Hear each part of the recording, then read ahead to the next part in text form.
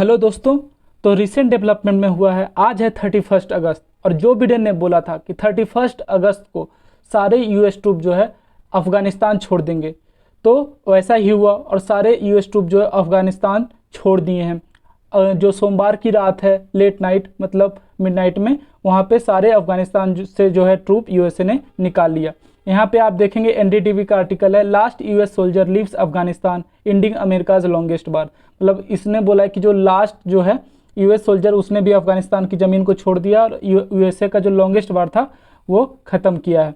अब आप देखेंगे यहाँ पे कि यूएस मिलिट्री जो है वो 20 साल, आपका 20 साल से थी अफगानिस्तान में और यहाँ पे उन्होंने बहुत सारे पैसे खर्च किए हैं। आपको पता होगा ट्रिलियंस ऑफ डॉलर यहाँ पे इन्वेस्ट किया और लास्ट में यहाँ से वो निकल गए। पावर किसको दे के? तालिबान को। मतलब यहाँ किस पर्पज़ से आए थे कि आतंकवाद को यहाँ से मिटाना है।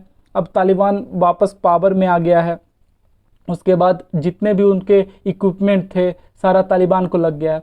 अब जैसे ही पता चला कि जैसा कि आपको पता है कि डेडलाइन जो है, तालिबान ने भी बोला था कि अगर 31 अगस्त से डेडलाइन अगर क्रॉस हुआ तो वो मतलब अच्छा नहीं होगा। तालिबान ने भी धमकी दिया था। उसके बाद बिडेन ने बोला था कि नहीं, हम 31 अगस्त से पहले निकाल लेंगे।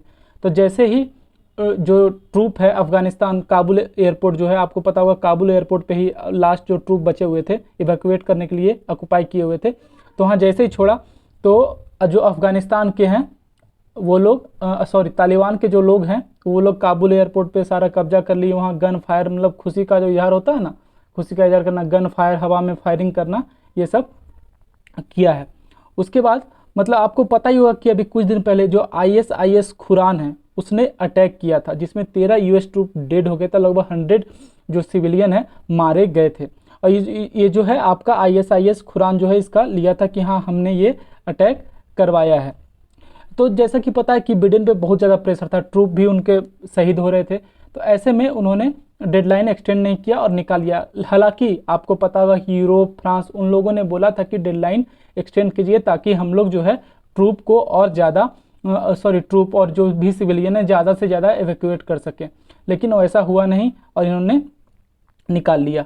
अब आप देखेंगे यहाँ पे डिपार्टमेंट ऑफ डिफेंस का एक ट्वीट है, the last American soldier to leave Afghanistan major general Chris Donahue.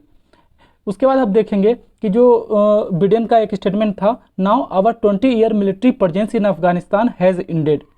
उसके बाद उन्होंने बोला उसके बाद ये जो इन्होंने जो एयरलिफ्ट किया है इस दौरान, आपको पता होगा कि लास्ट 18 से 20 डेज में बहुत सारा एयरलिफ्ट हुआ है, तो उन्होंने बोला कि largest airlift in US history था। और इन्होंने ये भी बोला कि ट्यूसडे को, आज के दिन अगर देखें वहाँ के टाइम से, तो आज के दिन वो अगर जो है वो एक आपका प्रेस कॉन्फ्रेंस करेंगे और वो बताएंगे, एड्रेस करेंगे मीडिया को, जनता का संबोधन करेंगे और बताएंगे कि उन्होंने क्यों डेट एक्सटेंड नहीं किया।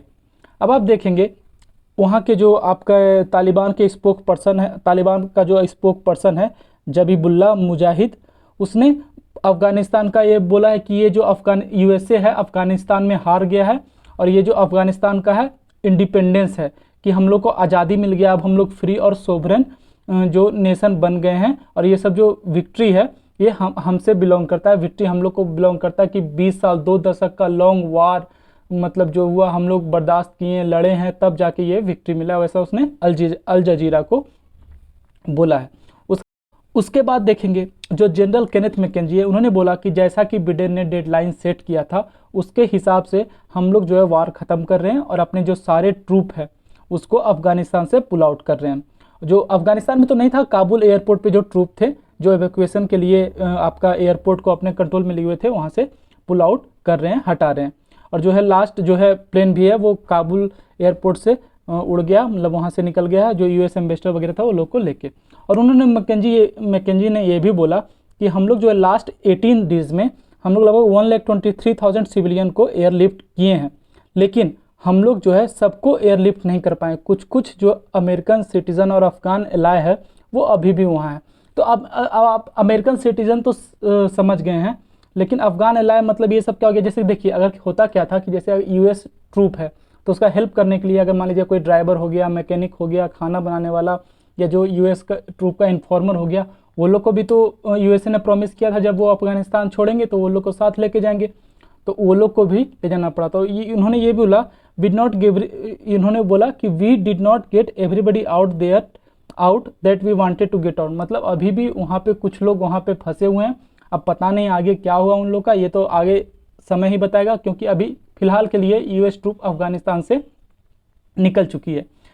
उसके बाद जैसे ही यहाँ यूएस ट्रूप ने यहाँ काबुल एयरपोर्ट छोड़ा, तो आपको देखेंगे ये एक हिंदुस्तान टाइम का आर्टिकल है, Taliban walk across Kabul airport runways say want good diplomatic ties with USA. मतलब वो लोग जो पूरा तालिबान के लोग हैं यूएस एयरपोर्ट पे पूरा अपना कंट्रोल ले लिए, फिर वहाँ पे वॉक किए, मार्च किए, शहर में भी वगैरह मार्च किए हैं और बोले कि यूएस के साथ हम अच्छा टाइज चाहते हैं। आपको पता होगा कुछ 1-2 दिन पहले उसने ये भी बोला था कि इंडिया के साथ भी अच्छा ट्रेड रिलेशन टाइज, अच्छे टाइज चाहते हैं।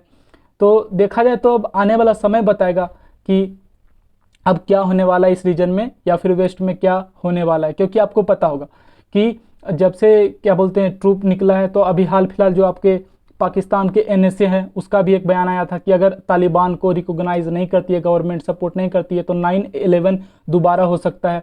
तो इस तरह की स्टेटमेंट भी देखा जा रहा है। जो तालिबान, आपको पता है कि पाकिस्तान जो है तालिबान को बैक कर रहा है, तो अगर पाकिस्तान के एनएसए कुछ वैसा बोलता है तो उनकी बातों को जो वर्ल्ड है वो गंभीरता से लेगी।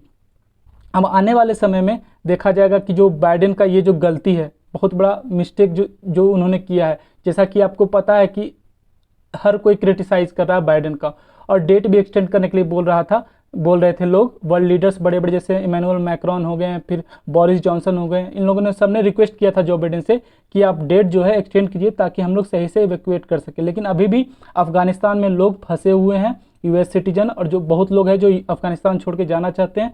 अब देखना होगा आने वाले समय में उनके साथ क्या होगा और फिर वर्ल्ड ऑर्डर आगे इसके बाद क्या होगा। तब तक पढ़ते रहिए, खुश रहिए, जय हिंद।